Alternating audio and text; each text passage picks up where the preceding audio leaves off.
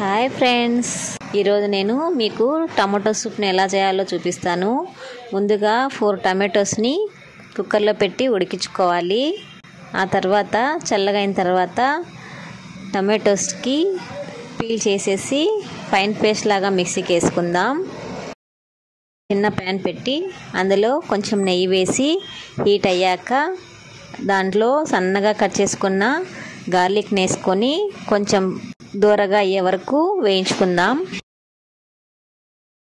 వేయించుకున్న తర్వాత fine paste లాగా చేసిన టమాటో ప్యూరీని వేసేసి ఇందులో 1/2 కప్ వాటర్ వేసి బాగా కలుపుకొని కొంచెం కారం, కొంచెం 1 to 3 మసాలా, కొంచెం ఉప్పు, మీ టేస్ట్కి తగ్గట్టు, క్వాంటిటీకి తగ్గట్టు కొంచెం బెల్లము వేసుకొని బాగా కలుపుకుందాం.